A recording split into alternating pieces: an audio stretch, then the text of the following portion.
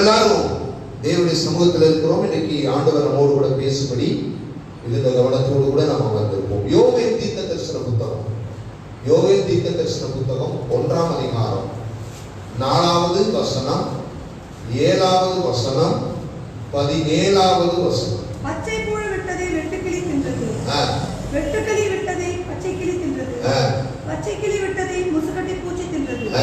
என் திராட்சை செடியை அழித்து என் அத்தி மரத்தை உரித்து அதன் பட்டையை முற்றிலும் தின்று போட்டது, அதன் கிளைகள் வெண்மையாயிற்று. 17 விதையானது மண்கட்டிகளின் கீழ் மக்கி போயிற்று, விதையானது மண்கட்டிகளின் கீழ் மக்கி போயிற்று. பயிர் தீந்து போகிறதினால், பயிர் தீந்து போகிறதினால் பண்டசாலைகள் பாழாகி களஞ்சியங்கள் இடிந்து போயின, களஞ்சியங்கள் இடிந்து போயின. சோதரா யாருக்கு நேர்மையில ஒரு சில ஃபேன் ஓடுது போதும்ல. ஓகே, யோவேல் தீர்க்கதரிசி எந்த காலத்தில் தீர்க்க தரிசனம் சொன்னார் என்று குறிப்பிட்டு சொல்லும்படியாக எழுதப்படவில்லை என்றாலும் கிமு 795 to 755 இந்த காலகட்டங்களில் இவர் தீர்க்க தரிசனம் சொல்லி இருக்கலாம் என்று வேத பண்டிதர்கள் சொல்லுகிறார்கள். இவர் தீர்க்க தரிசனம் உரைத்த காலத்துல ஓசியா, ஒபதியா, ஆமோஸ் போன்றவர்கள் தீர்க்க தரிசனம் உரைத்திருக்கிறார்கள். என்றால் இந்த ராஜாக்கள் அல்லது இந்த தீர்க்க தரிசிகள் உரைத்த போது எந்தெந்த ராஜாக்கள் ஆளுகை செய்தார்களோ அந்த ராஜாக்களுடைய காலகட்டங்களில் இவர்கள் தீர்க்க தரிசனம் உரைத்ததாக சொல்கிறார். தீர்க்க தரிசன புத்தகங்களை 2 பகுதியாக பிரிக்கிறது உண்டு. பெரிய தீர்க்க தரிசன புத்தகம் என்றும் சிறிய தீர்க்க தரிசன புத்தகம் என்றும் பிரிக்கிறது உண்டு. இந்த யோவேல் தீர்க்க தரிசன புத்தகம் சிறிய தீர்க்க தரிசன புத்தகம் என்று சொல்லுவார்கள். பெரிய தீர்க்க தரிசன புத்தகம் எவைகள் அப்படின்னு ஏதாவது தெரியுமா? தெரிஞ்சவங்க சொல்லுங்க. பெரிய தீர்க்க தரிசன புத்தகம் ஏசாயா, எரேமியா, எசேக்கியேல். இவைகள் பெரிய தீர்க்க தரிசன புத்தகம் என்று சொல்லுகிறார்கள். வேதத்துல சரித்திர புத்தகம் என்றும் பஞ்சாகமம் என்றும் சங்கீத புத்தகங்கள் என்றும் பிரித்து நமக்கு எழுத கொடுக்கப்பட்டிருந்தாலும் இந்த தீர்க்க தரிசன புத்தகங்கள் ராஜாக்களை எச்சரிப்பதற்காகவும் அந்த ராஜாக்களுக்கு கீழாக இருந்த ஜனங்களை எச்சரிப்பதற்காகவும் கர்த்தர் தீர்க்கதரிசிகளை எழுப்பி அவர்களோடு பேசின செய்திகள் தான் இந்த தீர்க்க தரிசன செய்திகள் என்று பார்க்கிறோம். இந்த யோவேல் தீர்க்க தரிசன புத்தகத்துல சொல்லப்படுற வாக்கியங்கள் என்ன என்று கேட்டால், வருங்காலங்களிலே கிறிஸ்து வருவதற்கு முன்பதாக என்ன நடக்கும் என்கிறதை குறித்து இந்த யோவேல் தீர்க்கதரிசி தீர்க்க தரிசனம் உரைக்கிறதாக சொல்லுகிறார்கள். எப்படி இருந்தாலும் இந்த யோவேல் தீர்க்க தரிசன காலங்களிலே ஒரு வார்த்தை சொல்லுகிறார், உங்கள் பிதாக்களின் நாட்களிலாவது இப்படி சம்பவித்தது உண்டா என்கிற கேள்வியை அந்த 1வது 2வது வசனம் என்று நினைக்கிறேன். இந்த வசனங்களிலே அவர் ஒரு கேள்வி கேட்கிறதை பார்க்கிறோம். யாருடைய காலங்களில்? பிதாக்களுடைய காலங்களில் இப்படி சம்பவித்தது உண்டா என்கிற கேள்வியை அவர் முன்வைக்கிறதை பார்க்கிறோம். அப்படி என்றால் பிதாக்களுடைய காலங்களில் சம்பவிக்காத ஒரு சம்பவம் இவருடைய காலங்களிலே சம்பவித்தது. அது யாருடைய காலத்துல என்று கேட்டால் அதை நான் இப்படி சொல்கிறேன், நம்முடைய காலத்துல. யாருடைய காலத்துல? நம்முடைய காலத்துல. மேசியாவை எதிர்பார்த்து கொண்டிருக்கிற நம்முடைய காலத்துல, இயேசு கிறிஸ்துவின் வருகையை எதிர்பார்த்து கொண்டிருக்கிற நம்முடைய காலத்துல, நம்முடைய முற்பிதாக்களின் காலங்களில் சம்பவிக்காத காரியங்கள் சம்பவித்துக் கொண்டிருக்கிறதே, இதை அறியாதவர்களை போல நீங்கள் இருக்கிறீர்களே என்பதாக இந்த யோவேல் தீர்க்க தரிசனம் உரைக்கிறதை நாம் பார்க்கிறோம். அப்படி என்ன நடந்துவிட்டது என்று நாம் கேள்வி கேட்டால் 4வது வசனத்தில் ரொம்ப அழகா சொல்றார். என்ன சொல்றாரு? பச்சை புழு விட்டதை வெட்டுக்கிளி தின்றது, வெட்டுக்கிளி விட்டதை பச்சை கிளி தின்றது. இந்த வார்த்தையை கவனிக்கணும். பச்சை கிளி விட்டதை முசுக்கட்டை பூச்சி 4 விதமான அழிவு தேசத்தின் மீது வருகிறது என்று சொல்லி இந்த தீர்க்கதரிசி உரைக்கிறதை பார்க்கிறோம். அது எப்படிப்பட்ட அழிவு என்று கேட்டால், பச்சை புழு விட்டதை என்ற வார்த்தை பயன்படுத்துகிறார். பச்சை புழு என்ன செய்யும் என்று கேட்டால், இலைகளை சுருட்டும். இலைகளை சொல்லுங்க, இலைகளை என்ன செய்யும்? சுருட்டும். இலைகளை சுருட்டுவது மாத்திரமல்ல, இலையை பூரம் அது நின்று தின்றுவிடும். அப்படி என்றால் முதலாவது இந்த மரத்தினுடைய இலைகள் அழிக்கப்படுகிறது. அப்ப வெட்டுக்கிளி என்ன செய்யும் என்று கேட்டால், இலைகள் போய்விட்டால் அந்த தண்டுகள் இருக்கு இல்லையா, அந்த தண்டுகளை எல்லாம் என்ன செய்யும்? திங்கும். தண்டுகளை திங்கும். அதுபோல கொழுந்து விட்டு இருக்கிற அந்த நிலைமைகளை அது தின்று போடும். முனை விட்டு இருக்கக்கூடியவைகளை எல்லாம் அது அழித்து போடும். வேதத்திலே வாசிக்கிறோம், எகிப்திலே வெட்டுக்கிளிகள் அனுப்பப்பட்ட போது அது எதையெல்லாம் அழித்தது என்று கேட்டால், அந்த தேசத்தில் இருந்த எல்லா பயிர்களையும் என்ன செய்தது? அழித்து போட்டது. நம்முடைய தேசத்துல இப்ப கூட வெட்டுக்கிளி வந்தது, பாகிஸ்தானுக்கு வெட்டுக்கிளி வந்தது, ஆப்பிரிக்க நாடுகளில் வெட்டுக்கிளி வந்தது. இந்த வெட்டுக்கிளிகள் எல்லாம் கிட்டத்தட்ட எத்தனையோ லட்சக்கணக்கான ஏக்கர் பயிர் நிலங்களை அழித்து போட்டது என்று சொல்லுகிறார்கள். அப்படின்னா ஒரு மரத்தை, ஒரு திராட்சை செடியை, ஒரு அத்தி மரத்தை பச்சை பொழுது அப்புறம் வெட்டுக்கிளி தின்று விட்டது. வெட்டுக்கிளி தின்று விட்டதை பச்சை கிளி தின்றது என்கிறாரு. பச்சை கிளி என்ன செய்யும் என்று கேட்டால், அந்த மரத்தில் இருக்கிற கனிகளை அழித்து போடும். எதை அழிக்கும்? கனிகளை. சொல்றதை கவனிச்சுட்டே வரணும் நீங்க எல்லாமே. கனிகளை அழித்து போடும். பச்சை கிளி என்னதான் சாப்பிடும்? பழங்களை பூரா என்ன செய்யும்? சாப்பிடும். கொத்தி கொத்தி கொத்தி கொத்தி சாப்பிடும். கிளி சாப்பிட்டு விட்ட பழம் சாப்பிட்டா நல்லா இருக்கும்னு சொல்லுவாங்க. கிளி சாப்பிட்டதை விட்டு சாப்பிட்டோம்னா நல்லா இருக்கும் சொல்லுவாங்க. அப்ப பச்சை கிளி பழங்களை சாப்பிடுகிறது. முசுக்கட்டை பூச்சி என்ன செய்யும்? முசுக்கட்டை பூச்சி என்ன செய்யும் அப்படின்னா, அந்த மரத்துல கொஞ்சம் நெஞ்சு இருக்கிற பச்சையம் தோல், அந்த மரத்துல இருக்கிற பட்டை எல்லாத்தையும் அரிக்கும். என்ன செய்யும்? அரிக்கும். எத்தனை பேர் முசுக்கட்டை பூச்சி பார்த்துருக்கீங்கன்னு தெரியல. அதுதான் பட்டு பூச்சியை உருவாக்கக்கூடியது. முசுக்கட்டை செடி என்பது பட்டு பூச்சி, அந்த பட்டை உருவாக்கக்கூடியது. அது சாப்பிட்டு சாப்பிட்டு அது பட்டு இது மாதிரி என்ன செய்யும்? அப்படியே உருவாக்கி அதுல கூடு கட்டும். அது என்ன செய்யும்? கூடு கட்டும். இப்ப நீங்க கவனிக்கணும், ஒண்ணு என்னுடைய பச்சையம் அழிக்கப்படுகிறது, ரெண்டு என்னுடைய கனி அழிக்கப்படுகிறது, என்னுடைய மரம் என்ன செய்யப்படுகிறது? அழிக்கப்படுகிறது. இஸ்ரவேல் என்கிற ஒரு மரம், அந்த மரத்தில் இருக்கிற பச்சையம், அதில் இருக்கிற கனி, அதில் இருக்கக்கூடியதான எல்லா சுபாவங்களும் அழிக்கப்படுது. இதை குறித்து ஒருவரும் கவலை இல்லாமல் இருக்கிறீர்களே கேட்கிறார் யோவேல் தீர்க்கதரிசி. ஆவிக்குரிய நிலைமை அழிக்கப்பட்டு கிடக்கிறது. இன்றைக்கு சபையிலே ஆவிக்குரிய தன்மைகள் அழிக்கப்பட்டு கிடக்கிறது. கனி நிறைந்த வாழ்க்கை அழிக்கப்பட்டு கிடக்கிறது. நல்ல சுபாவங்கள் அழிக்கப்பட்டு கிடக்கிறது. ஒரு கிறிஸ்தவனுக்குள்ள, ஒரு தேவனுடைய பிள்ளைக்குள்ள இருக்க வேண்டிய நல்ல குணாதிசயங்கள் அழிக்கப்பட்டு கிடக்கிறது. பச்சை புழுவும், வெட்டுக்கிளியும், பச்சை கிளியும், முசுக்கட்டை பூச்சியும் இவைகள் எல்லாம் அழித்து போட்டது. இவைகள் எதுவும் உங்கள் பிதாக்களின் நாட்கள்ல நடக்கல, உங்க நாட்கள்ல நடக்குது. ஆனால் நீங்கள் அதை கவனிக்கல, அறியாமல் இருக்கு. வெறியனை போல இருக்கிறீங்க என்றார். வேதாவசனம் என்ன போடுது?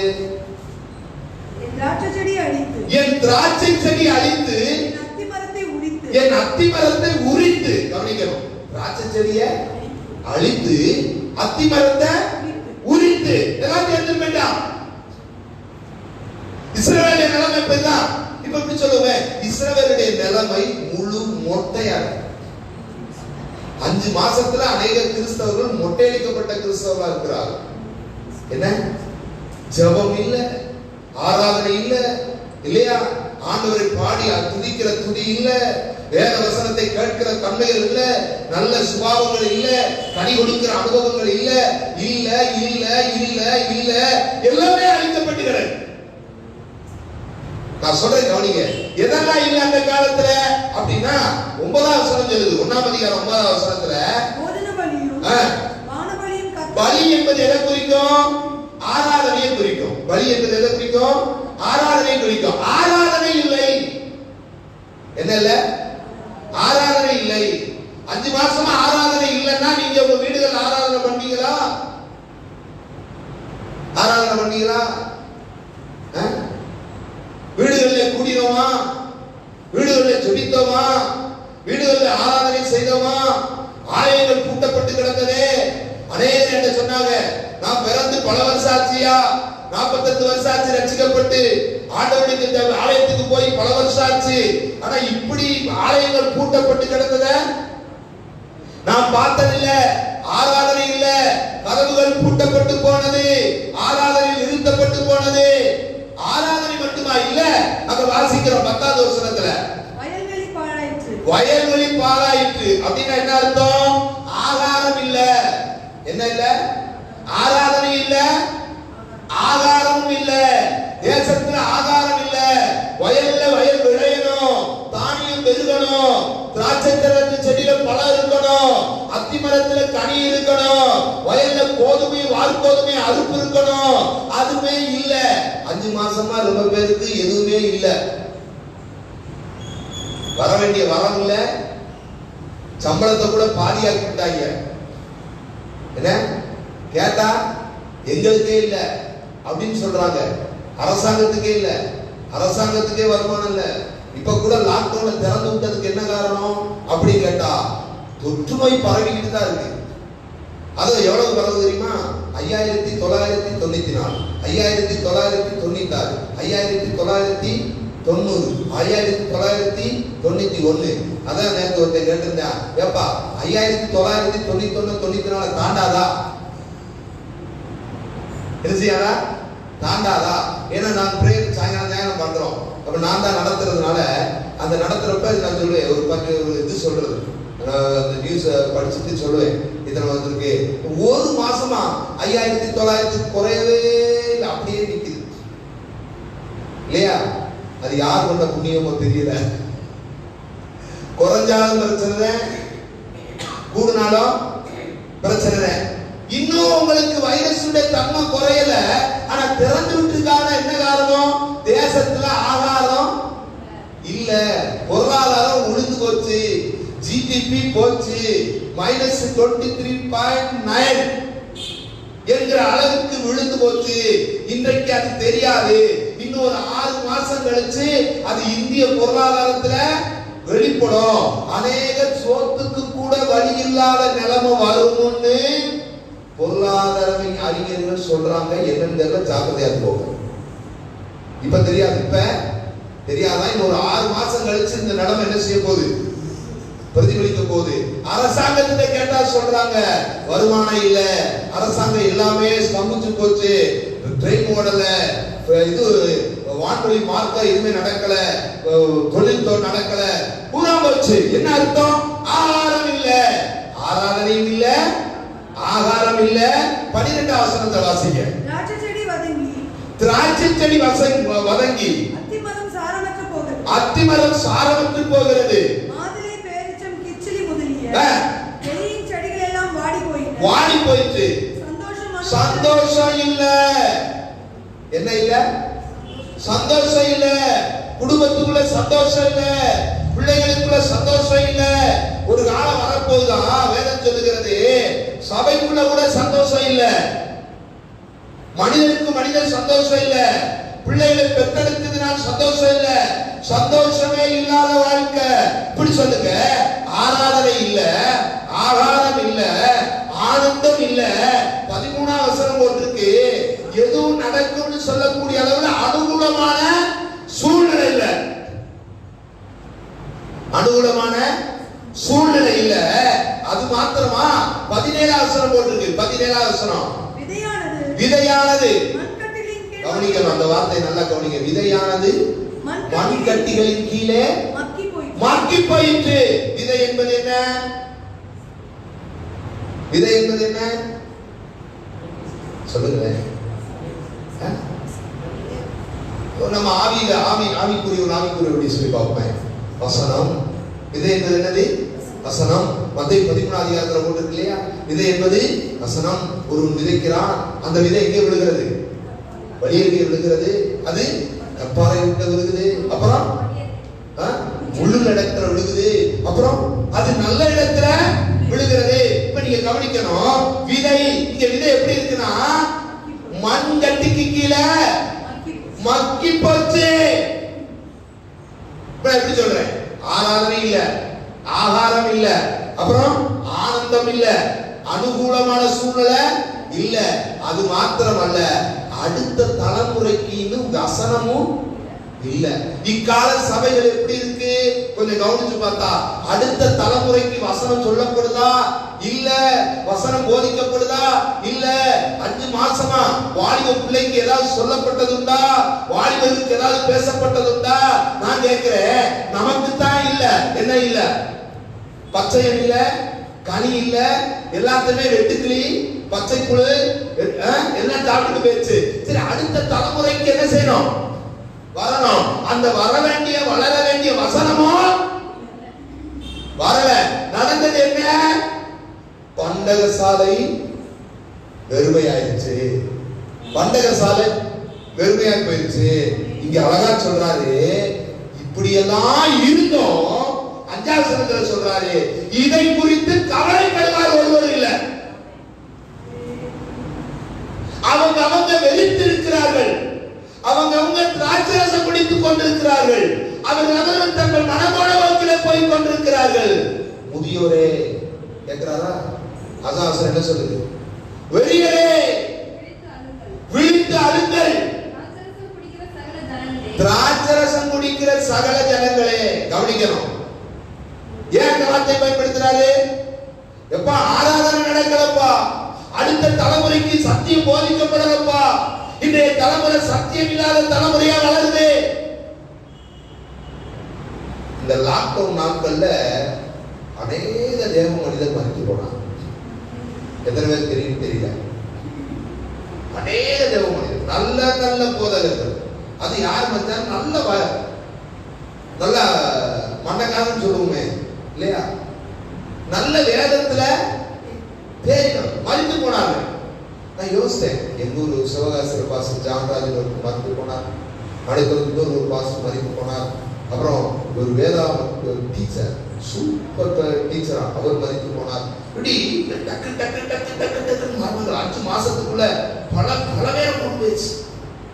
மதுரையில ஜே அருள் என்று சொல்லக்கூடிய மிகப்பெரிய ஒரு நல்ல போதகர், அவர் மறித்து போனார். இந்த மரண சம்பவங்கள் எல்லாம் கொஞ்சம் உட்கார்ந்து யோசிக்க வச்சு, நாடா இப்படி போயிட்டு இருக்காங்க. சரி, இப்ப எழுதி இருக்கிற புது தலைமுறை போதகர்களா எப்படி இருக்கிறாங்க? புது தலைமுறை போதகர்கள் எப்படி இருக்காங்க? ஐயா, அவங்க நல்லா பாட்டு பாடுறாங்க, நல்லா ஆராதனை நடத்துறாங்க, நல்லா ஆடுறாங்க, நல்லா பாடுறாங்க. வசனத்தை பேசலையே, வசனத்தை சொல்லலையே, சொல்லுவதற்கு முடியலையே. இப்ப உள்ள சபைகள் எல்லாம் வசனத்தை நூதனமாக செய்கிறார்கள், போதிக்கிறார்கள், நூதனமாய் பிரசனம் பண்ணுகிறார்கள். இக்கால தலைமுறைகளுக்கு ஏற்றார் போல அதே சொல்லி மேற்பூச்சாய் பூசிக்கொண்டு போகிறார்கள். அவர்களுக்கு செய்யப்பட வேண்டிய சொல்லப்பட வேண்டிய சத்திய வார்த்தைகள் சொல்லப்படாமலே போகிறது. கிறிஸ்துவை குறித்ததாக சொல்லப்படாமல் போகிறது. நான் எப்பயுமே சொல்லுவேன், ஒருவனுக்கு சுவிசேஷம் சொல்லுகிறோம், சுவிசேஷம் சொல்லி அவர் ரட்சிக்கப்பட்டு உள்ளே வருகிறார். வந்த பிற்பாடு சுவிசேஷத்தினால் உண்டாகிற ஆசீர்வாதங்கள் அடுத்தவங்களுக்கு சொல்லணும். சுவிசேஷத்தினால என்னெல்லாம் வைக்கப்பட்டிருக்கிறது, சுவிசேஷத்தினால் வந்திருக்கிற நன்மைகள் என்ன, சுவிசேஷத்தினால் அறிவிக்கப்படுகிற ஆசீர்வாதங்கள் என்ன சொல்லணும். சொல்லி அவங்களை கிறிஸ்துவுக்குள்ளாக கொண்டு வரணும். எந்த மனுஷனையும் கிறிஸ்து இயேசுவுக்குள் தேறினவனாய் நிறுத்துவதே என்று பவுல் சொன்ன அந்த வார்த்தையின் அடிப்படையில சத்தியம் போதிக்கப்படணும். ஆனால் தீர்க்கதரிசிகள் சொல்லும்போது சொல்கிறார்கள், சத்தியம் வீதியிலே இடறி விடுகிறது, சத்தியம் இல்லாமல் போயிற்று, சத்தியம் தள்ளுபடி ஆயிற்று. அப்ப இக்கால தலைமுறைக்கு வசனம் எங்க கிடக்கு தெரியுமா? வார்த்தை எங்க கிடக்கு தெரியுமா? மண் கட்டிக்கு கீழே மக்கி கிடக்கியா? சரி, இதை குறித்து கவலைப்பட ஆளுண்டா? இதை குறித்து கேட்க ஆளுண்டா? இதற்காக கண்ணீர் விட ஆளுண்டா? இதற்காக புலம்ப ஆளுண்டா? இதற்காக கட்டாவே இறங்க மாட்டீரா? சத்தியம் இல்லாத சபைகளாக இருக்குது. இளம் தலைமுறைகளுக்கு சொல்லப்பட வேண்டிய நற்போதனைகள் சொல்லப்படாமல் இருக்குது. இதை குறித்து அக்கறை செலுத்துவார் ஆளுண்டா? யாரு இல்லைன்றதா யோகன் சொல்றார். அவங்க என்ன செய்யறாங்க தெரியுமா? திராட்சரசம் பிடித்துக் கொண்டு சொல்லுங்க 5வது வசனம், விழித்தெழுங்கள், திராட்சரசம் குடிக்கிற சகல ஜனங்களே. எப்பா, நீ கவலைப்பட வேண்டிய விஷயம் ஒன்று இருக்கு, துக்கப்பட வேண்டிய விஷயம் இருக்கு,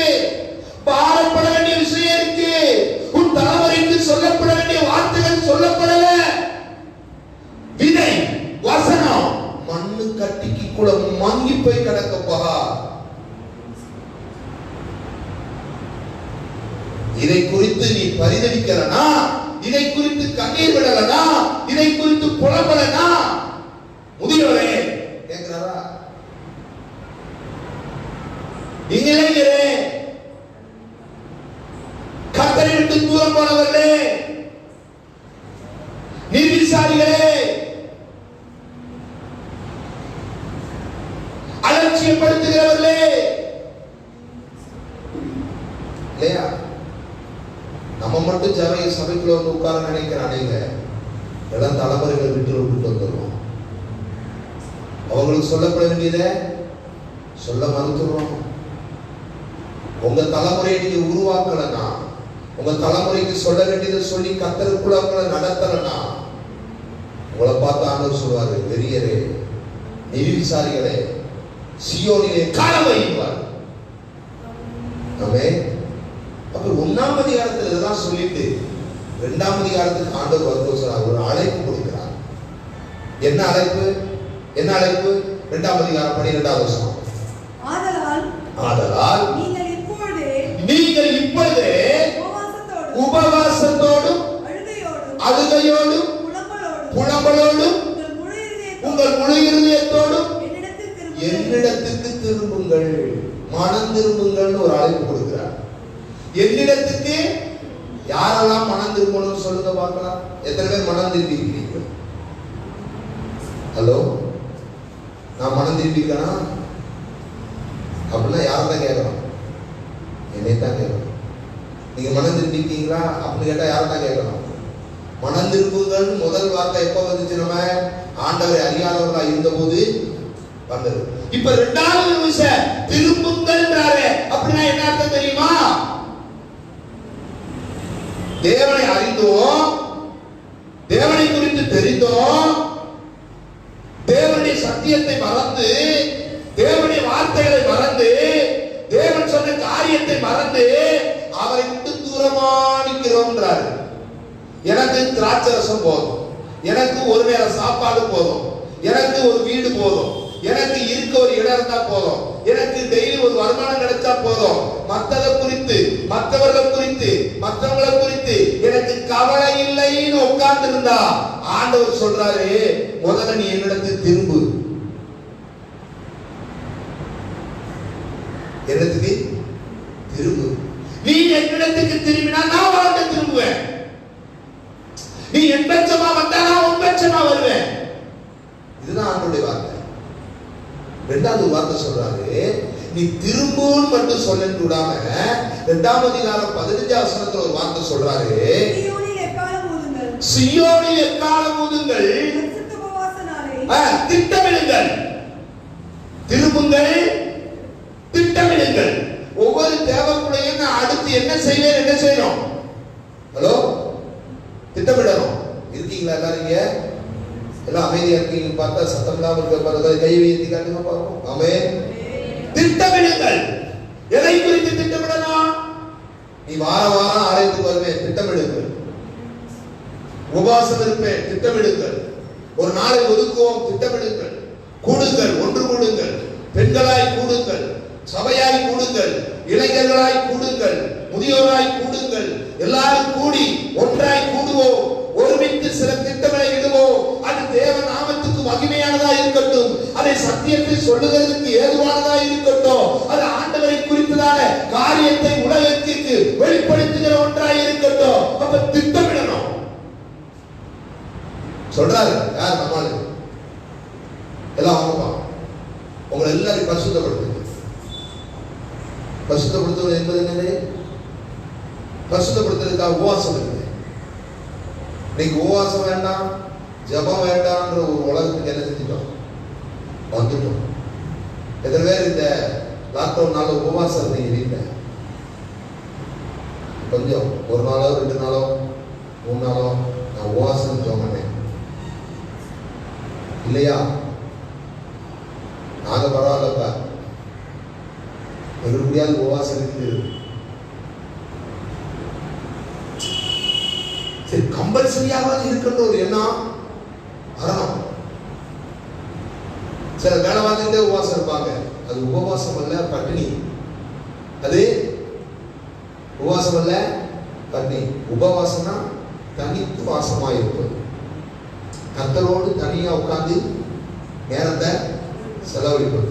நீங்க ஸ்தோத்திரம் சொல்லுவீங்களோ, பைபிளை படிப்பீங்களோ, அல்லது பாட்டு பாடுவீங்களோ, அதை ஆராதிப்பீங்களோ, அது உங்களுக்கு ஆண்டவருக்குமானது. ஆனா நீங்க என்ன செய்யணும்? ஆனா நீங்க ரொம்ப சபையில் சொல்றாங்க, உபவாசம் இருக்காத, ஜெபம் பண்ணாத, உன் முட்டிய வீணா என்ன செய்யாத, தேய்க்காத, ரொம்ப உன்னை வருத்தாத. அப்படின்னா உபவாசம் போட்டவங்க என்ன சொல்றது? தனித்து இராவிட்டால், உபவாசம் இராவிட்டால் கர்த்தருடைய பிரமாணங்களை பெற முடியாது. தானியேல் தனித்து உபவாசம் இராவிட்டால் கடைசி காலத்தில் சம்பவிக்க போற விஷயங்களை சொல்ல முடியாது. இயேசு கிறிஸ்து தனித்து உபவாசம் ஜெபிக்காவிட்டால் அற்புதங்களை, அடையாளங்களை வெளிப்படுத்தி தன்னை தேவகுமாரன் என்று உலகத்துக்கு காண்பிக்க முடியாது. இன்னைக்கு நம்மளால சில விஷயங்கள் முடியலன்றது காரணம் என்னன்னா, நான் அதை செய்யல. ஹலோ, கேக்குதா பின்னாடி எல்லாருக்கும்? அமே செய்யல. அப்ப திட்டமிடுங்க. இன்னைக்கு ஆராதனை இல்ல, ஆகாரம் இல்ல, ஆனந்தம் இல்ல, அனுகூலம் இல்ல, அடுத்த தலைமுறைக்கு எதுவுமே இல்ல, இதை பத்தி நாங்க கவலைப்படாம இருக்க முடியாது. ஆகவே ஆண்டவர் அழைப்பு கொடுக்கிறார், இடத்துக்கு வான்னு கூப்பிடுறாரு. நான் ஆண்டவர்கிட்ட போய் ஆண்டவர் சமூகத்தில் உட்கார்ந்து திட்டமிடுவேன். திட்டமிடுகிறதோடு நிறுத்தி விடக்கூடாது. திட்டமிட்டதை தீர்மானமா நிறைவேற்றணும். திட்டமிட்டதை தீர்மானமா நிறைவேற்றணும். பைபிள் அழகா போட்டிருக்கு, பிள்ளைகளை சேர்ப்போம், வாலிபரை சேர்ப்போம், முதியோரை சேர்ப்போம், ஒன்றா கூடுவோம். இது ஒரு தீர்மானம். சட்டத்தை போட்டுட்டு அப்படியே விட்டுட்டா அது என்ன ஆகும்? மத்திய அரசு புது புது சட்டம் கொண்டு வராங்க இல்லையா? CAA, அப்புறம் இதெல்லாம் மறந்து வச்சிருந்தேன். ஆனா அஸ்ஸாம்ல மறுபடியும் தொடங்குறாங்க. CA கணக்கெடுப்பு நடத்த போறாங்க. அஸ்ஸாம்ல போராட்டம் பண்ண ஆரம்பிச்சாங்க. அதுக்காக அவங்களை திறந்து விடாம இருக்காங்க. அது அவங்கள திறந்து விடாம இருந்தோம். திறந்து விட்டோன்னு போராட்டம் பண்றீங்களா? CAA, NRC மறுபடியும் எல்லாமே ரெனியூ. அது சும்மா இருக்க மாட்டாங்க. இருக்கிறது வரைக்கும் மக்களை பாடுபடுத்தா விட மாட்டாங்க. எல்லாம் செய்ய போறாங்க. மறுபடியும் இப்போ புதுசா ஏதோ சட்டம்லாம் கொண்டு வர போறாங்களா? அடுத்த ஒரு சட்டம் கொண்டு வர போறாங்க. அதுதான் என்ன சட்டம்னா, மதசார்பின்மையை குலைக்கக்கூடிய பொது சிவில் சட்டத்தை கையில் எடுக்க போகிறார் என்று சொல்கிறார். எப்படியோ புது புது சட்டம். இந்த சட்டம் சபையில கொண்டு வந்து தீர்மானத்தை நிறைவேற்றினா தான் அது என்ன செய்யும்? பாஸ் ஆகும். திட்டம் போட்டுட்டு அப்படி விட்டுட்டா சொல்லுங்க, திட்டம் போட்டு விட்டுட்டா, நீங்க திட்டம் போடுறோம், அமே நான் அடுத்த வாரத்துல இருந்து 2 வாரம் யோசிச்சு இருப்பேன் அவன் அப்படின்னு விட்டுட்டோம்னா அது திட்டத்தோட இருக்கும். ஆண்டவர் உங்களை குறித்து திட்டம் போட்டு அப்படியே விட்டுருந்தா என்ன ஆகும்? அந்த திட்டத்தை தீர்மானமாக கொண்டு வந்தார். அன்றையும் அவருடைய தீர்மானத்தின்படி அழைக்கப்பட்டவர்களாக இருக்கிறவர்களுக்கு சகலமும் நன்மைக்கு எதுவாக நடக்குனாரே. அப்ப தீர்மானம் பண்ணுங்க. ஒன்று கூடுவோம், தீர்மானிப்போம். சபை கூடுகிற நேரமெல்லாம் அதில் பங்கு பெற தீர்மானிப்போம். ஆண்டவருடைய நாமத்துக்கு மகிமையை ஏதாவது செய்ய தீர்மானிப்போம்.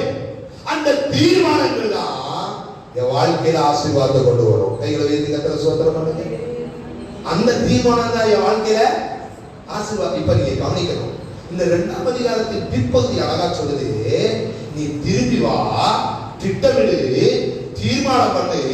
இதையெல்லாம் நீ செய்தேனா உண்மையில் வர்ஷிக்கப்பட வேண்டிய, உண்மையில் கொடுக்கப்பட வேண்டிய, உனக்கு செய்யப்பட வேண்டிய ஆசீர்வாதங்களை நான் தருவேன், செய்வேன் அப்படின்னு ஆண்டவர் சொல்றார். எதை நான் செய்வாரா அப்படின்னு ஒரு 5 காரியம் நான் சொல்றேன். 1, 2ஆம் அதிகாரம் 23ஆவது வசனத்தை பாருங்க.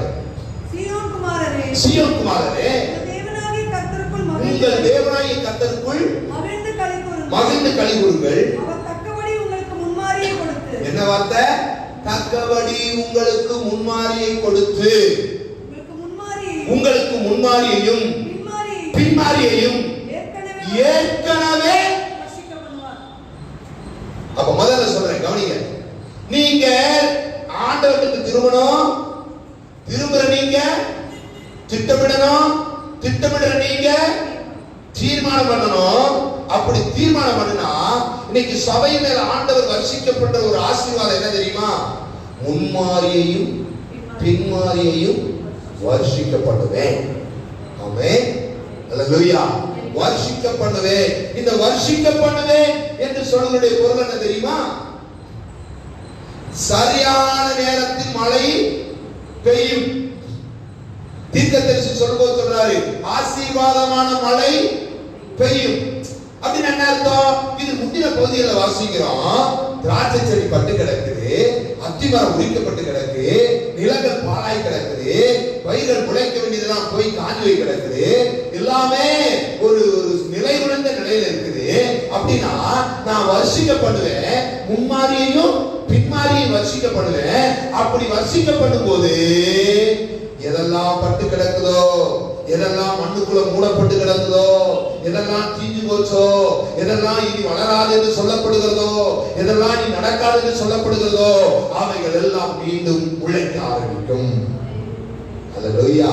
அப்படின்னா இந்த காலையில் நம்மளை பார்த்து ஆண்டவர் சொல்றாரு, ஒரு திட்டமிடுதலோடு, ஒரு தீர்மானத்தோடு, ஒரு மனதின் அனுபவத்தோடு கர்த்தருடைய சமூகத்தில் நீங்க இருப்பீங்கன்னா உங்க மேல ஆண்டவர் முன்மாரி பின்னாடி வர்ஷிக்கப்படுவார். அப்படி வர்ஷிக்கப்படும் போது பட்டு போனவங்களுடைய வாழ்க்கை மறுபடி தலைக்க ஆரம்பிக்கும்.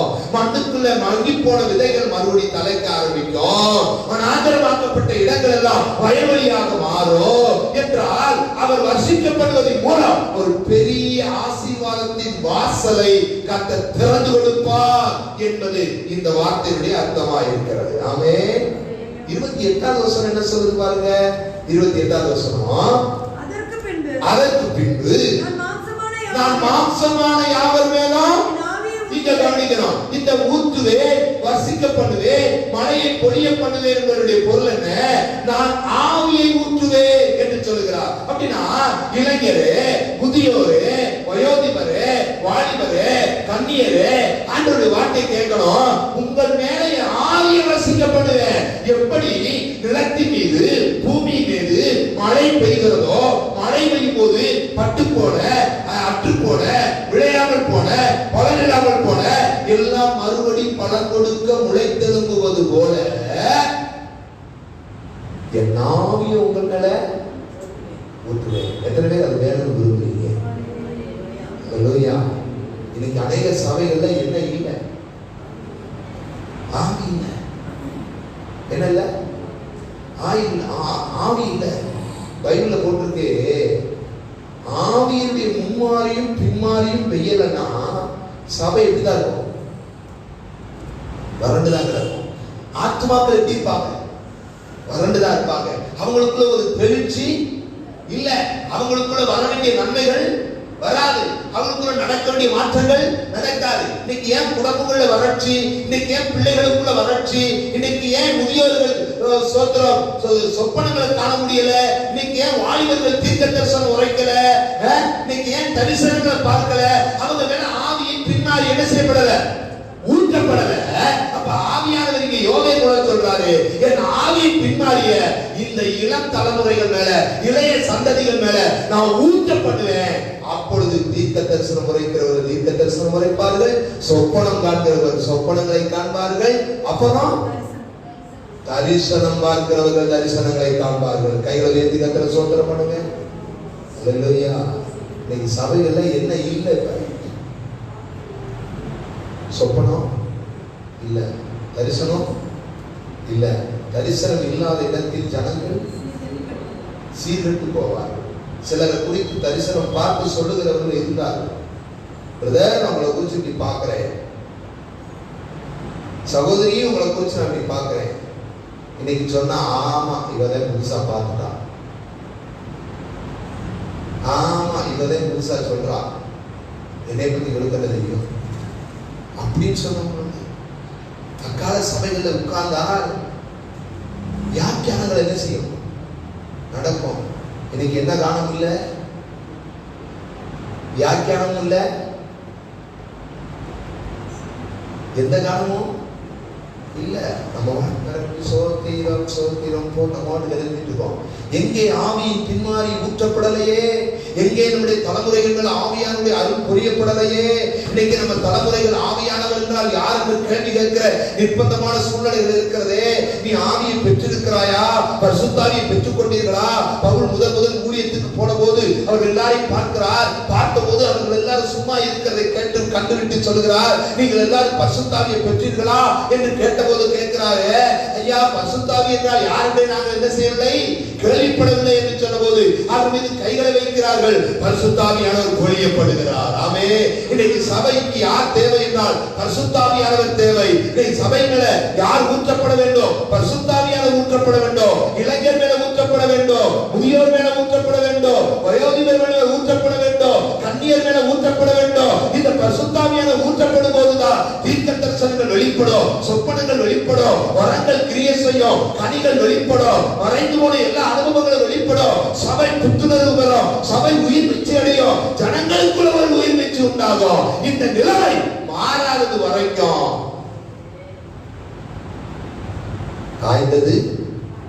காய்ந்ததுதான், சருகுதான், பட்டை உரிக்கப்பட்டதா. அந்த பட்டை உரிக்கப்பட்ட உங்க வாழ்க்கை மேல ஆண்டவர் இன்னைக்கு பின்மாறி மழையை பெய்யப்படுவாராக. எத்தனை பேர் ஆமென் சொல்றீங்க? ஆமென். இரண்டாவது காரியம் சொல்றாங்க. இரண்டாவது காரியம் வாசிக்கிறேன். அந்த இரண்டாவது அதிகாரம் 22வது வசனம் அழகா போட்டுருக்கு. வெளியின் மிருகங்களே பயப்படாதீங்க. வனாந்திரத்திலே மேய்ச்சல் உண்டாகும். முதல்ல சொல்றாரு, நான் மலையை மும்மாறி பின்மாறி வர்ஷிக்கப்படுவேன். அப்படி வர்ஷிக்கப்படும் போது வயலிலே மேய்ச்சல் உண்டாகக்கூடிய அளவுல சூழ்நிலை மாறும். அல்லது வனாந்திரத்துல மேய்ச்சல் உண்டாகும். அப்ப இதுவரைக்கும் என்ன இல்ல? மேய்ச்சல் இல்ல. 1ஆம் அதிகாரம் 12வது வசனம் என்ன போட்டிருக்கு? திராட்சை செடி வதங்கி அத்திமரம் சாரமற்று போயிருச்சு. மாதுளை கிச்சிலி போன்றதெல்லாம் வாடி போய் கிடக்குது. அப்ப இங்க மேய்ச்சலே இல்லன்னா என்ன அர்த்தம்? மரம் எல்லாம் வாடி போச்சு. இப்ப வாசிங்க 1ஆம் அதிகாரம் 18. நம்முடைய கண்களை விட்டு ஆகாரமும் நம்முடைய தேவனின் ஆலயத்தை விட்டு சந்தோஷமும் மகிழ்ச்சியும் நீக்கப்படவில்லையோ? விதையானது மண்கட்டிகளின் கீழ் மக்கி போயிற்று. 18 மிருகங்கள் எவ்வளவாய் தவிக்கிறது. மாட்டு மந்தைகள் தங்களுக்கு மேய்ச்சல் இல்ல என்றார். என்ன இல்ல? மேய்ச்சல் இல்ல. மேய்ச்சல் இருந்தால் ஆடு கத்துமா? மேய்ச்சல் இருந்தால் அந்த இடத்துல காட்டுக்கழுத கத்துமா? கேட்டு பாருங்க. மேய்ச்சல் இருந்தா யாராவது என்னையா சர்ச்சு, என்னையா ஒரு சர்ச்சும் அப்படின்னு சில குழம்பிட்டே இருப்பாங்க. என்னன்னு கேட்டா அவங்களுக்கு தேவையான மேய்ச்சல் அங்க இல்ல. பிரச்சனையா தான் மேய்ச்சல் இல்ல. இங்கேயும் மேய்ச்சல் பஞ்சமா இருக்கான்னு தெரியல. 5 மாசமும் மேய்ச்சலும் இல்ல, அலைச்சலும் இல்ல, ஆட்டோ காசும் இல்ல, காணிக்கையும் இல்ல, ஒண்ணுமே இல்ல. ஆல் ஆஃப் ஸ்டாப் எல்லாம் நிறுத்தியாச்சு. ஆனா இனிதே மேய்ச்சலே வரப்போகுது. எத்தனை விசுவாசிக்கிறீங்க? ஏன்? ஆண்டவர் தம்முடைய ஜனத்தின் மீது பின்மாரியை பெய்யப்பட்டிருக்கிறார். பின்மாரியும் என்ன செய்ய போகுது? பெய்ய போகுது இல்லையா? பின்மாரியும் அப்படி பெய்யும் போது வனாந்தரத்தில் மேய்ச்சல் உண்டாகும். பாருங்க 19 வசனம் போட்டிருக்கு.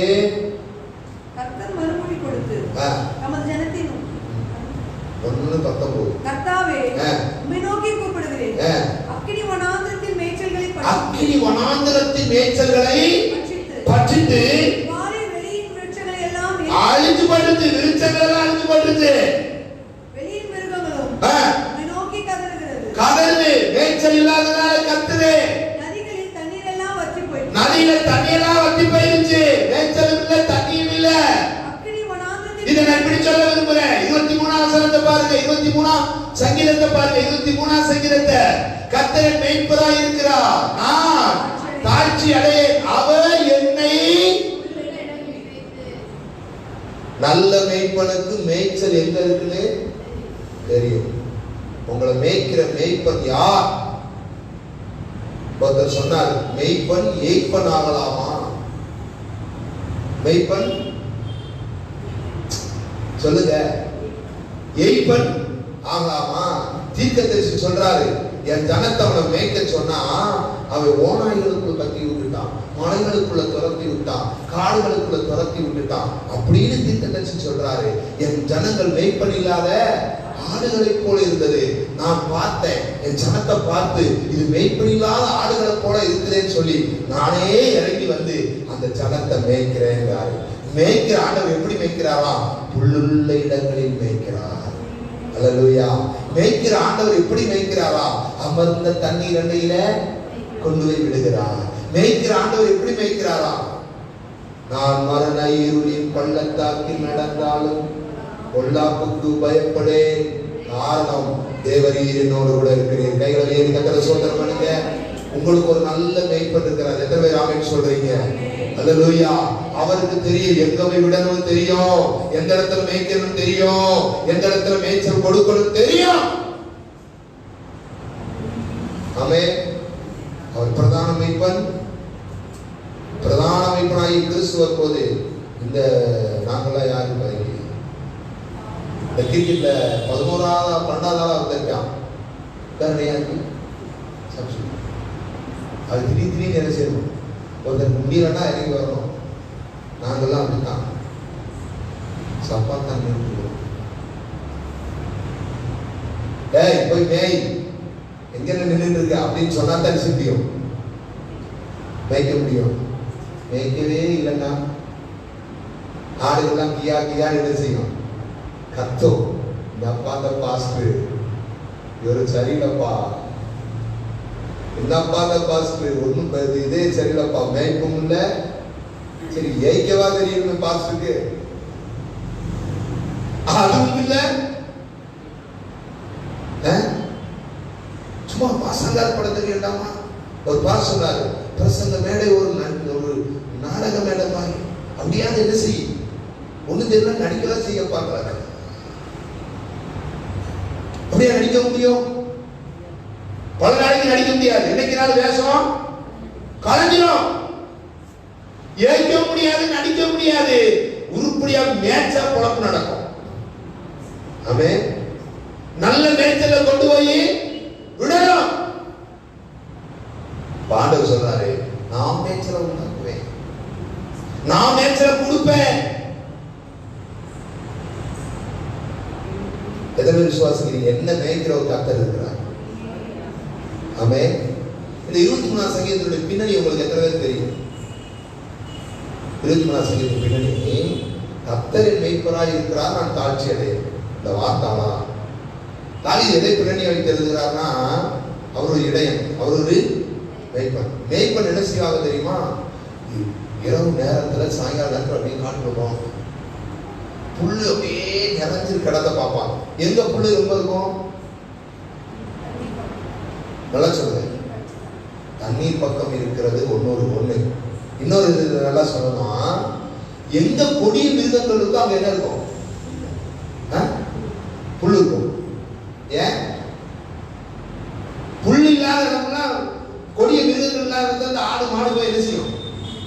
மேஞ்சு எடுத்துரும், சாப்பிடும். இன்னைக்கு போய் ஆட கூடாது, நல்லா எல்லாம் மேஞ்சிருச்சு. இப்ப இந்த பக்கத்துல போனா சிங்கம் இருக்கு, கரடி இருக்கு, ஓனாய் இருக்கு, எல்லாம் இருக்கு தெரியும். அப்ப இந்த மேய்ப்பன் இரவுல 2-3 பேர் சேர்ந்து போவாங்களாம். போனா சிங்கங்கள் ஆங்காங்க என்ன செய்யும்? இருக்கும். அந்த கெபிகள்ல போய் என்ன செய்யுது? சிங்கங்கள் உள்ள இருக்கையிலும் கெபிகளை கல்லுகளை போட்டு என்ன செய்யலாம்? அடைச்சு வச்சிருது. அடைச்சு வச்சுட்டு மேய்ப்பன் எல்லைகளை பிடிச்சுவாங்க. இது பூரா என்னுடைய ஆட்டுக்கு, நான் இப்பத்திக்கு வந்து இது மேய்க்க போறேன். மறுநாள் காலையில கொண்டு வந்து ஆட்டை என்ன செய்வார்? விடுவார். விடுறப்ப அப்படியே மேயும். இவர் தைரியம் உட்காந்துப்பார். ஏன்? என் ஆட்டை கொல்லக்கூடிய, என் ஆட்டை அடிக்கக்கூடிய சிங்கம் பெண்கள் கவிக்குள்ள. அதனால சொல்றாரு, கர்த்தரின் மேய்ப்பராய் இருக்கிற நான் தாழ்ச்சி அடையேன். அதனால இந்த சங்கீதத்தை வாசிக்கிறோம், சத்துருக்களுக்கு முன்பாக எனக்கு ஒரு பந்தியை. அப்ப சத்துரு எங்க இருக்கான்? சிங்கம் உள்ள வாவ் வாவ் வாவ் வாவ். நீ வானாலும் சரி பானாலும் சரி என்ன செய்ய முடியாது, வெளியே வர முடியாது. என் மேய்ப்பன் கல்லை போட்டு அரசாங்க. இன்னொன்னு சொல்றேன், என் தலையை எண்ணெயால் அபிஷேகம் பண்ணினி. இப்படி பொருள் என்ன? சரி, சிங்கத்துக்கு தப்பிச்சாச்சு, ஓநாய்களுக்கு தப்பிச்சாச்சு. இப்ப இந்த மேய்ப்பன் என்ன செய்ய தெரியுமா? இந்த ஆட்டை மேய்க்கணும். மேய்க்கும் போது புல்லுகளுக்கு இடையில இருந்து கொடிய பூச்சி வருமா, வண்டு கொடிய பூச்சி எல்லாம் இந்த ஆடு புடிஞ்சு மேய்க்கும் தலையில ஏறி கடிக்குமா, அப்படியே கடிக்குமா. கடிக்கிறப்ப அந்த ஆடுகளுக்கு ரத்தமா பாத்துக்கீங்களா? நீங்க பாத்துக்கீங்களா? பூச்சி எல்லாம் சாயங்கால நேரம் ஆயிட்டா ஆடு மாடுகளை கொசு பூச்சியை கடிக்கிறத பார்த்தா அதுக்கு தான் யானை தான் தலையில மண்ணை அள்ளி போட்டுக்கிறோம். எதுக்கு? அந்த பூச்சி தொல்லை கொசு தொல்லை தாங்க மாட்டாங்க. அப்ப இந்த ஆட்டையும் இந்த பூச்சி கொசு கடிச்சிடக்கூடாதுக்காண்டி மேய்ப்பன் ஒரு எண்ணெய் ஊத்துவாராம் தலையில.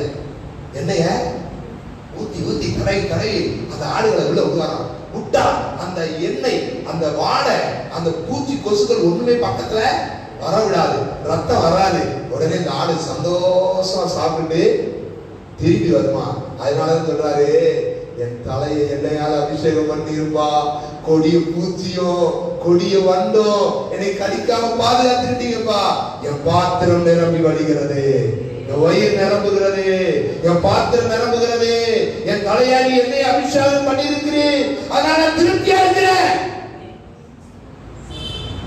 ஒரு நல்ல மேய்ப்பனுக்கு நம்ம இருக்கிறோம். எத்தனை விசுவாசிக்கிறீங்க? உங்க மேய்ப்பன் யாருன்னு சொல்லுங்க. சொல்லுங்க, கையை வைத்து சொல்லுங்க. உங்க மேய்ப்பன் யார்? இயேசு. ஆமென். அவர் மலையை வர்ஷிக்க பண்ணுகிறார், அப்புறம் வனாந்தரத்தில் மேய்ச்சல் உண்டாக்குகிறார். 2 24வது வசனத்தை வாசிக்கிறோம். கலங்கள் தானியத்தினால் நிரம்பும், ஆலைகளின் திராட்சரசமும் எண்ணெயும் வழிந்தோடும். கவனிக்கணும், வர்ஷிக்கப்படுகிறார், வனாந்தரத்திலே மேய்ச்சல் தருகிறார். இப்போ ஒரு வார்த்தை சொல்றாரு, வழிந்தோட செய்கிறார். எத்தனை பேருடைய வீடுகள்ல வழிந்தோடுகிற ஒரு அனுபவம் இருக்கும்?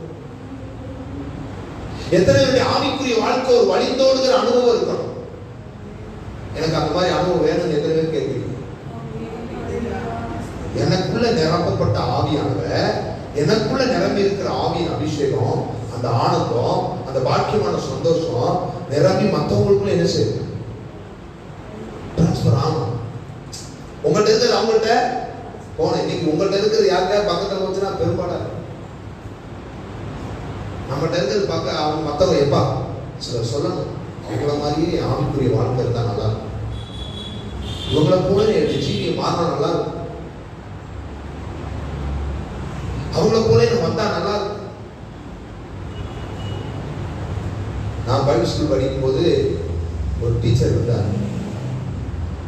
அவர் சொன்னார், நீங்க வந்து சும்மா இங்கெல்லாம் நீங்க இருக்கக்கூடாது, நீங்க எல்லாம் யார் தெரியுமா? நீங்க எல்லாம் வருங்கால டிஜிஎஸ் தினகரன், நீங்க எல்லாம் சங்கர், சுஜி சங்கர், நீங்க எல்லாம் அவர் ஜீவானந்தம், அப்படி இப்படின்னு அப்படியே ஒரு இதுல சொன்னார், ஃப்ளோல அப்படின்னு சொன்னார். நான் கேட்டுக்கிட்டே இருந்துட்டு சாப்பிட்ற இடத்துல போய் நான் போய் அடிச்சு விட்டேன். நீங்க யார் தெரியுமா? அந்த பக்கத்துல நிற்கிறாரு. அப்ப அவர் சொன்னாரு, நீ அப்படி மாறணும்ப்பா, நீ அப்படி மாறணும், பேச்சுல இல்ல செயல்பாட்டுல வரணும். நம்மளை பார்க்கிறவங்க நம்மளிடத்திலிருந்து வழிந்தோடுகிற அனுபவத்தை பார்க்கணும். உங்க ஆவிக்குரிய நன்மை வழிந்தோடணும், கனி நிறைந்த வாழ்க்கை வழிந்தோடணும், நிரம்பின அனுபவம் உங்க ஜீவியத்தில் உண்டாகணும். குறையுள்ளதல்ல, நிறைவானது. அதுபோன்று எண்ணெய், திராட்சரசம் இவைகள் வழிந்தோடும். அப்ப இதுவரைக்கும் அங்க வழிந்து ஓடலன்னு அர்த்தம். எல்லாமே ஸ்டாப் ஆயிடுச்சு. காலையில் உங்களை பார்த்து சொல்ல விரும்புகிறேன், இதுவரைக்கும் உங்க வாழ்க்கையில வழிந்தோடுகிற அனுபவங்கள் இல்லை என்றால் உங்க குடும்பத்துக்குள்ள மீண்டும் கர்த்தரை உண்டாக்க போறார். ஹல்லேலூயா. இது எதிர்பார்த்த அந்த நிறைந்தின வாழ்க்கை, நிறைந்து பொங்கி போகிற ஒரு அனுபவம். ஆமென். கொஞ்சம் எண்ணெயை வச்சிருந்து தீர்க்கதரிசிட்ட வந்தா அவருக்கு கேட்கிறார், என்னம்மா என் வீட்டுக்காரர் யார்? நான் எனக்கு தெரியும், அவர் தீர்க்கதரிசி, அது கடனோடு செத்து போனார். நான் என்ன செய்ய தெரியல, கொஞ்சம் எண்ணெயை வச்சிருக்கிறேன், ப்ளீஸ் ஏதாவது செய்யுங்க. தீர்க்கதரிசி சொன்னார், இந்தா பக்கத்து வீடுலாம் பாத்திரம் வாங்கு, நிரம்புற அளவு ஊத்து. அவ பாத்திரத்தை வாங்கி ஊத்திக்கிட்டே இருக்கிறான். பாத்திரம் இல்லை என்று சொன்ன போது எண்ணெயும் நின்று போச்சு. இன்னைக்கு காலையில் நம்ம சொல்றாரு, உன் கையில பாத்திரம் இல்லை என்று சொல்லுகிற அளவுக்கு உன்னை நான் நிரப்ப விரும்புகிறேன். நீ எப்படி பெற்றுக்கொள்வது காயத்தில் தானா இல்லையா? எப்பயுமே நான் எம்டியாவே இருக்கக்கூடாது, வறண்ட நிலமாவே இருக்கக்கூடாது, காய்ந்த பாலகலமாவே இருக்கக்கூடாது, எம்டியான பாத்திரமாவே இருக்கக்கூடாது, ஒரு நன்மை இல்லாதவனா இருக்கக்கூடாது, ஒரு ஆசீர்வாதம் இல்லாதவனா இருக்கக்கூடாது. சிலருடைய வாழ்க்கையை கேட்டு பார்த்தா சொல்லுவாங்க, ஒரு நன்மை இல்லையா, பிறந்த வீட்டிலே நன்மை இல்லை, புகுந்த வீட்டிலே நன்மை இல்லை, அங்கேயும் நல்லா வாழல, இங்கேயும் நல்லா வாழல, சபைக்குள்ள வந்தாலும் அங்கேயும் நல்லா இல்ல, சில சர்ச்சுக்குள்ள வந்தாலுமே எப்படி இருக்க மாட்டாங்க, நல்லா இருக்க மாட்டாங்க, வீட்டுல போனாலும் எப்படி இருக்க மாட்டாங்க, நல்லா இருக்க மாட்டாங்க. அவருடைய வாழ்க்கையினுடைய சூழ்நிலைகளா என்று தெரியாது. ஆனால் தன்னை நிரப்பப்படுவதற்கு எந்த மனிதன் ஒப்புக் கொடுக்கிறானோ அவனை நிரப்புவதற்கு கர்த்தர் உண்மை இல்லை. ஆமென். பைபிள் அழகா போட்டிருக்கு, வாய் விரிவாய் திற, அதை நான் நிரப்புவேன். இன்னொரு இடத்துல போட்டிருக்கு, அதை நன்மை நான் நிரப்புவேன். எது நான் நிரப்புவேன்? நன்மையை நான் நிரப்புவேன். யோபுடைய வாழ்க்கை முழுவதும் நிரம்பி வழிந்த ஆசீர்வாதம் இல்லையா? என் வீட்டுல எண்ணெய் நிரம்பி வழிகிறது, எண்ணெய் நிரம்பி போகிறது இல்லையா? எனக்காக கற்பாறைகளிலிருந்து எண்ணெய் என்ன செய்தது? வழிந்து ஓடியது. நான் நெய்யினால் என்னை தலை என்ன செய்தேன்? குளிப்பாட்டினேன். கால்களை என்ன செய்தேன்? நெய்யினால் கழுவினேன். அவ்வளவு மகிமை நிரம்பி வழிந்த ஒரு அனுபவம். இன்னைக்கு காலையில பௌதிகமான நிரப்புதல் மட்டுமல்ல, ஆவிக்குரிய நிரப்புதல் நமக்கு வேணும். சுபாவங்கள்ல ஒரு நல்ல தன்மைகள் உண்டாகணும். நிரம்பி வழிகிற அனுபவங்களுக்குள்ள கர்த்தருடைய ஜீவியத்தை கொண்டு வரணும். எத்தனை பேருக்கு அப்படிப்பட்ட அனுபவம் வேணும் நினைக்கிறீங்க? நான் ஒரு குறையில்லவன் ஆடுவேன், நான் ஒரு குறையில்லவன். இந்த பாத்திரத்தை நிரப்பு. இந்த பாத்திரத்தை சித்தம் செய்வதற்கு தகுதி உள்ளதா மாற்று.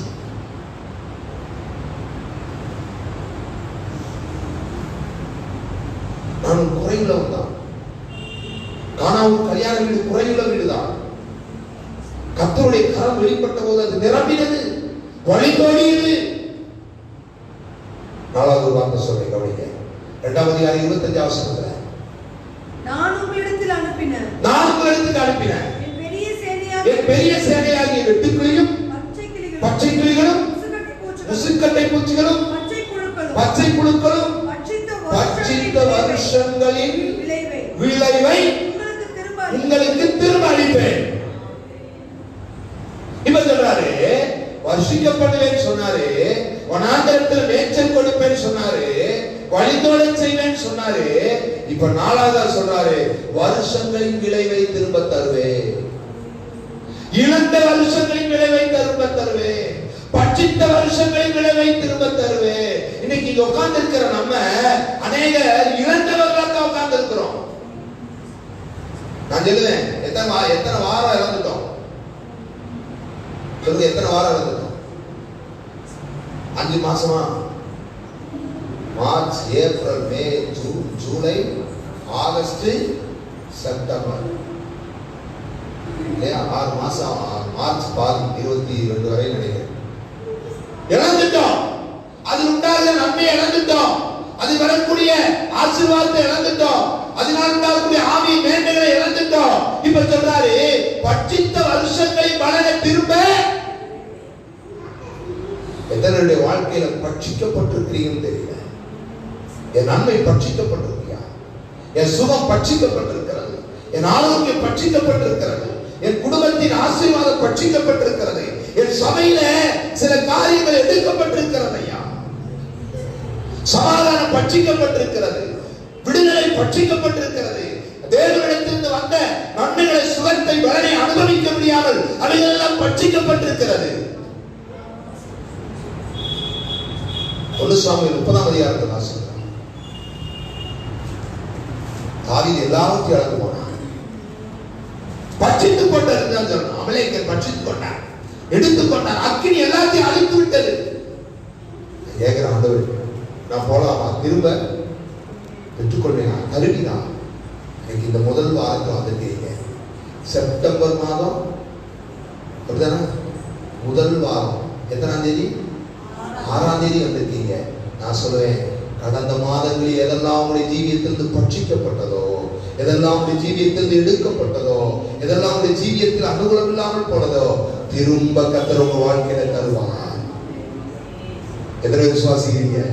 திரும்ப உங்க வாழ்க்கையில தருவார். எப்ப? திரும்பும் போது, திட்டமிடும் போது, தீர்மானம் எடுக்கும் போது.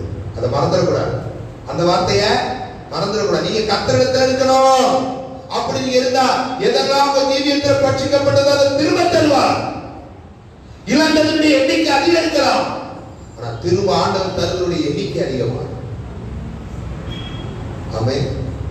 தாவீது இழந்தது கொஞ்சம், தாவீது திருப்பி கொண்டு வந்த போது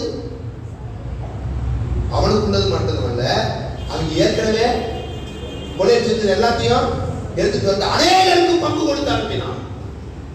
காலையில் ஒன்று சொல்றேன், இதுவரைக்கும் உங்களுக்கே போதுமானதாக இல்லை என்று சொல்லப்பட்டிருந்த ஒரு வாழ்க்கை வருமானம், இதுவரைக்கும் உங்களுக்கே போதுமானதாக இல்லை என்று சொல்லப்பட்டிருக்கின்ற ஒரு ஜீவி குடும்ப ஜீவியத்தினுடைய காரியங்கள் ஆண்டவர் சொல்றார், இந்த வரும் நாட்கள்ல அநேகருக்கு பங்கிட்டு கொடுக்கக்கூடிய அளவுல கர்த்தர்களை மாற்றி வைப்பார்.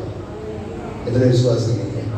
நம்பினா நடக்கும், விசுவாசித்தா உங்களுக்கு அது சித்திக்கும். எப்ப? கர்த்தரிடத்தில் மனம் திரும்பி வரணும், திட்டமிடணும். அடுத்து தீர்மானத்தோடு வந்தீங்கன்னா கர்த்தாய் அது நடக்கும். பட்சித்த வருஷங்களை கர்த்தர் திரும்ப தருவாரு. உங்க திராட்சரசம் புரண்டாடும், உங்க அத்திமரத்தில் கனிகள் இருக்கும், உங்க ஆலையில எப்பொழுதும் எண்ணெயும் சோத்திரமும் பெருகிக் கொண்டிருக்கும், உங்களுடைய மாப்பு செய்கிற தொட்டி எப்பயும் நிரம்பி இருக்கும். 3.5 ஆண்டு பஞ்சம் தேசத்துல, ஆனா எது குறையல? மாவு குறையல, என்ன குறையல? ஏன் குறையல? ஏன் குறையல? 3.5 வருஷம் தேசத்துல பஞ்சம் தலைவிரித்தாடு. இவன் வீட்டுக்குள்ள சமாதானம் கிடைச்சிருக்கு, இவன் வீட்டுக்குள்ள ஆகாரம் கிடைச்சிருக்கு, இவன் வீட்டுக்குள்ள சந்தோஷம் இருக்குது. காரணம் என்ன? அங்கே கர்த்தருடைய வார்த்தை இருக்கு. அங்கே கர்த்தருடைய வார்த்தை இருக்கு. தீர்க்கதரிசியானவர் அங்கே சாப்பிட்டு இருக்கிறார். தேவன் அனுப்பின மனுஷன் அங்கே இருக்கிறார். நான் சொல்லுவேன், அநேகருக்கு கொடுக்கத்தக்கதான் அவங்க கைகளை கர்த்தர் பலப்படுத்துவாரா? ஆமென். எனக்கே போதாத நிலையில இருக்கோம். எங்க வருமானங்களுக்கு பத்தல, எங்களுடைய குடும்ப காரியங்களுக்கு பத்தல. ஆனா இன்னைக்கு ஒண்ணு புரிஞ்சுக்கோங்க, கர்த்தர் அநேகருக்கு கொடுக்கும்படியாக உங்களை மாற்றுவார். எத்தனை பேர் தெரியும் தெரியல, லாக்டவுன் காலத்துல உங்களை ஆண்டவர் ஆச்சரியமா நடத்தினாரா? கை வீட்டு காட்டுங்க. 5 மாசம் சரியான வேலை இல்லை, சரியான இது இல்லை, ஆனா ஆண்டவர் நல்ல சாப்பாடு விட்டாரா? சாப்பாடு விட்டாரா? சுகமா காத்துக்கிட்டாரா? என் அம்மா ஐயா மாறுல சுகமா காத்துக்கிட்டாரா? உங்க வாகனத்துக்கு தேவையானது கர்த்தர் கொடுத்தாரா? உங்களுக்கு நன்மை செஞ்சாரா? எனக்கு நான் சொல்லுவேன், எனக்கு கர்த்தர் நல்லதையே செஞ்சார். அல்லேலூயா. இந்த லாக்டவுன்ல தான் நல்லா சாப்பிட ஆண்டவர் உதவி செய்தார். ஆமென். நான் அது வரைக்கும் அதையும் கொடுத்ததில்லை. இந்த லாக்டவுன்ல தான் அநேகருக்கு உதவி செய்யவும் கர்த்தர் கிருபை தந்தார். அதை தொடர்ந்து கண்டினியூ பண்ணணும். என்ன செய்யறோம்? நினைக்கிறதுக்கு ஆண்டவர் வழிவகை செய்யறாரு. அதை தொடர்ந்து செய்ய நினைக்கிறேன். மிஷனரியை தாங்கணும் ஒரு ஆசை. கஷ்டப்படுகிற ஊழியக்காரர்களுக்கு உதவி செய்யணும். நம்மளே அவர் அந்த நிலைமையில தான் இருந்தாலும் என்ன செய்யணும்? செய்யணும். இருந்தாலும் கொடுக்கணும், இருந்தாலும் செய்யணும். கொடுப்பது நல்லது, செய்வது நல்லது. எப்பயுமே வாரி அழைத்து விருத்தி அடைவார் உண்டு, அதிகமாய் பிசினித்தன பண்ணி வறுமை அடைவார் உண்டு. அப்படியே சுருட்டி வச்சாலும் என்ன செய்யாது? நிக்காது. உண்மை சொல்லுவாங்கல்ல, என்னதான் செஞ்சாலும் ஒட்டுறதுதான். அது என்ன சொல்லுவாங்க ஒண்ணு தெரியல எனக்கு அது. ஆமா, என்னதான் புரண்டாலும் என்னதான் உருண்டாலும் ஒட்டுறதுதான். ஒட்டுன மாதிரி நீங்க என்னதான் உட்கார்றதா இருந்தா, நீங்க அதை செய்யறதுல சரியா இருந்தா, கொடுப்பதுல சரியா இருந்தா, நீங்க ஆண்டவர் சொல்றார், பட்சித்த வருஷங்களை திரும்ப கையில கொடுத்து, அல்லேலூயா, நீ திரும்ப தரும்போது நீ அநேகருக்கு என்ன செய்ய முடியும்? கொடுக்க முடியும். அநேகருக்கு இறக்க பாராட்ட முடியும், அநேகருக்கு லைஃப் பண்ண முடியும். அந்த கிருபையை கர்த்தர் நமக்கு தருவாராக. கடைசி அவர் வந்து சொல்றாரு, ஒருபோதும் நிற்கப்பட்டு போக மாட்டேன். நீ கர்த்தரிடத்தை திரும்பி வந்துரு, திட்டமிடு, தீர்மானத்தோடு வாழ்ந்தா, அப்பொழுது சில ஆசீர்வாதங்களை கர்த்தர் தர்றாரு. அந்த அந்த ஆசீர்வாதம் தான் ஒருபோதும் விற்கப்பட்டு போகாத ஆசீர்வாதம். எத்தனை பேருக்கு வேலை நினைக்கிறீங்க? ஒருபோது என் சத்துருக்களுக்கு நான் வைக்கப்பட்டு போயிடக்கூடாது. ஆமே, ஒருபோது எனக்கு முன்பாக இருக்கிற மனிதர்களுக்கு முன்பதாக வைக்கப்பட்டு போயிடக்கூடாது. ஈசாக்கை குறித்து வேதத்துல வாசிக்கிறோம். சத்துருக்களுக்கு முன்பதாக இருக்கிறான். அவன் துறவு தோண்டுகிறான், விரட்டுகிறார்கள். இனி ஒரு துறவு தோண்டுகிறான், விரட்டுகிறார்கள். இங்கே நீ குடியிருக்க கூடாது, போ என்று பத்துகிறார்கள். ஆனால் ஈசாக்கு விட்டு விட்டு போகிறார், விட்டு விட்டு போகிறார். சிரமப்பட்டு தோண்டின துறவுகள் அல்லவா, எல்லாத்தையும் விட்டு விட்டு போகிறார். ஆனால் அங்க தனியா உட்கார்ந்து அடுத்த ஒரு துறவு தோண்டுகிறார். தோண்டின போது தண்ணீரை கண்டடைகிறார். சுத்தி பார்க்கிறார், ஒருத்தன் வரல. வரலன்னு அதுக்கு பேர் வைக்கிறான் ரெகோபோத். என்னது? கர்த்தர் இப்பொழுது பெருகப்படினார் என்று சொல்லி உட்கார்ந்து இருக்கிறான். அந்த இடத்துல தான் அவனுடைய எதிர்த்தவர்கள், அவனோடு சண்டையிட்டவர்கள், அவனை விரட்டினவர்கள் வருகிறார்கள். கேட்கிறான், என்னை விரட்டி எதுக்கு வர்ற? என் துறவுகளை எடுத்துக்கிட்ட, என் வேலைக்காரனை துரத்துற, எனக்கு என்னென்னமோ செஞ்ச. ஆனாலும் கர்த்தரை வெட்கப்படுத்தல. பஞ்ச காலம் வந்த போது நீங்க எல்லாம் விளைவிச்சீங்க, பட்டு போச்சு. நான் விளைவிச்சேன், கர்த்தர் 100 மடங்கு வளர கர்த்தர் கொடுத்தாரு. நான் துறவு தோண்டினேன், எனக்கு ரெகோபோத்தை கர்த்தர் கட்டளையிட்டாரு. இவ்வளவு நன்மை செய்ததுக்கு காரணம் ஒன்று உண்டனால் அது என்னன்னா, சத்துருக்களுக்கு முன்பதாக நீ வெட்கப்பட்டு போயிடக்கூடாது என்கிற ஒரே ஒரு காரணம் தான். இன்னைக்கு காலையில் உங்களை பார்த்து ஆண்டவர் சொல்ல விரும்புகிறாரு. ரெண்டு முறை சொல்றார். 2 முறை வெட்கப்பட்டு போவதில்லை.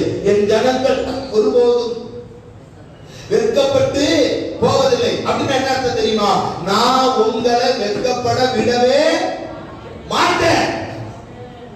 எத்தனை விசுவாசிக்கிறீங்க? எப்ப இது நடக்கும்? எப்போது நடக்கும்? ஆண்டவர்கிட்ட திரும்பணும், திட்டமிடணும், ஒரு தீர்மானத்தோடு வாழ்க்கை வாழணும். ஆகாரம் இல்லை, ஆராதனை இல்லை, ஆனந்தம் இல்லை, அடுத்த தலைமுறைக்கு ஒண்ணுமே இல்லை. அதை குறித்து நாம் கவலைப்படாதவர்களா இருந்திடவே கூடாது. ஒரு தீர்மானம் பண்ணுவோம், ஒரு திட்டமிடுவோம், அடுத்த தலைமுறைகளுக்கு சத்தியத்தை சொல்லுவோம் என்கிற ஒரு உறுதிமொழி எடுப்போம். அப்பொழுது கர்த்தர் இது சொல்லப்பட்ட 5 வர்ஷிக்க பண்ணுவார். வனாந்தரத்தில் மேய்ச்சல் உண்டாக்குவார், வழிந்தோட செய்வார், வருஷங்களின் நன்மையை திரும்ப தருவார். உங்களை வெட்கப்பட அனுமதிக்கவே மாட்டார்.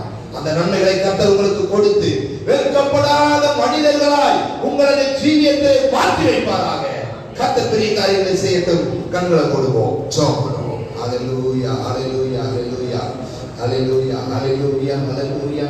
ஆமென். எல்லாரும் கண்களை மூடி, என் முகம் வெட்கப்பட்டு போவதே இல்லை, ஒரு நாளும் தலைமுடிவு எனக்கு இல்லை. என் முகம் வெட்கப்பட்டு போவதே இல்லை, ஒரு நாளும் தலைமுடிவு எனக்கு இல்லை. இல்ல இல்ல தோல்